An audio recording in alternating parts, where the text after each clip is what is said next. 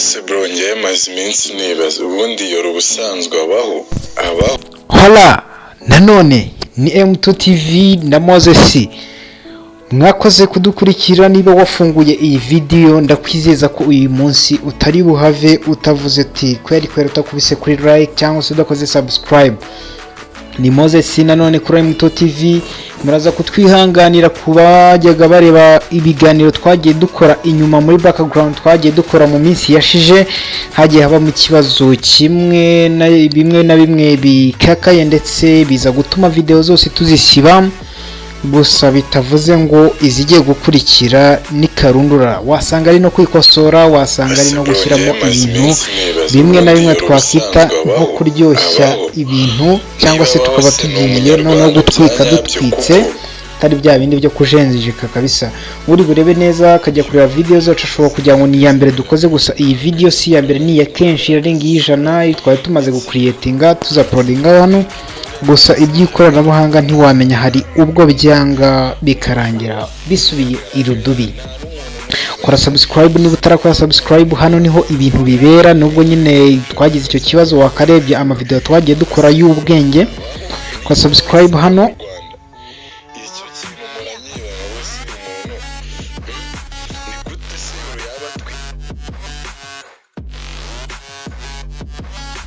Uyu ni papa cyangwa niryo jwi dutangiranye avuga ati uyu mukobwa ubundi abaho, ariko se ubundi wowe uramuzi abaho? Hasi muri comment niho mwagenewe nk'aba supporters bacu ndetse muri rusange bagenzi bacu kubita ibitekerezo, tugenda dukurikirana tumanuka tureba ese bite by'uyu muntu, waba umuzi, mwaba muturanye, waba waramubonye. Harimo n'amajwi hano y'umuntu ngo wigeze kumubona agiye kwigurira akajibu, akagurira mama we kabisa, avuga ko ngo yaba ari uwa Rwamagana. Comment box aho ngaho ni yanyu, genda ukubitemo ibitekerezo tubwire Yolo ndamuzi. Kuko byifashe ku mbuga nkoranyambaga byacice, Harmonize bamuciye 0. Yagerageje gutereta Yolo nubwo atagaragazaga ku isura nk'uko tumumenyereye akunda kwihisha, ariko yaje kumubwira yamubwiye ati I love you, undi nawe ati thank you. Ako kantu murabizi ko bisa nkaho umuntu abaguciye amazi kweri abaguciye 00. Uyu muhanzi w'umutanzania rero akaba yaje gucibwa amazi n'uyu mukobwa w'umunyarwanda ukomeje kubica bigacika w'imiterere itangaje.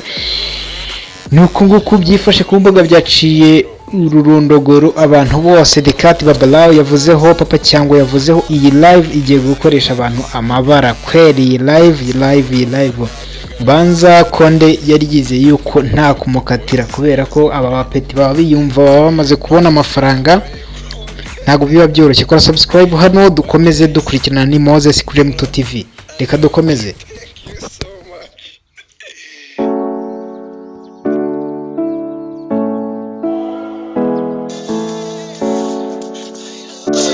Like, I don't give a fuck. Like, I don't know what it means to me.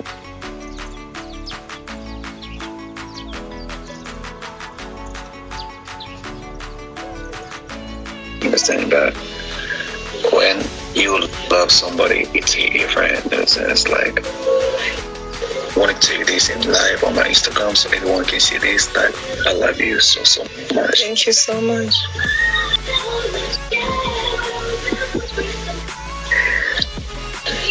That will tell you, that will make different. You know, I end up to say I love you. It's like I look at you very different.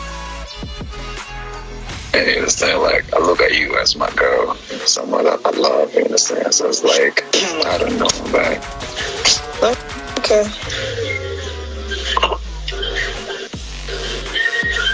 What else? you can take it either way. Take it like I don't give a fuck. Like I don't know what it means to me. You understand that when you love somebody, it's different. It's like I want to tell you this in live on my Instagram so everyone can see this, that I love you so much. Thank you so much.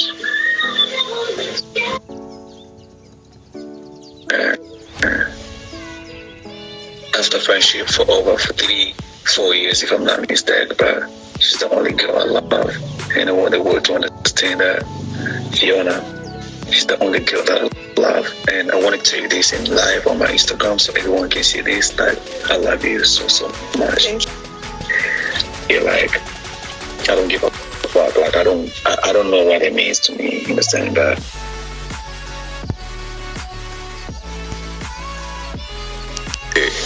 uriya musisita uriya Yolo the Queen niwo mu Rwanda raboro ni Rwamagana tu kuko merewe niwe wize neza merewe ahantu afite inzu Rwamagana njye nigize kumubona agiye afite y'amacupa yo mu Rwanda urayazi ya Jibo tu agiye kwikorera Jibo yamerewe yagiye kugura boro ajya kugura kumbu uri Yolo tisi we ngo yarafite nk'amacupa ngo iki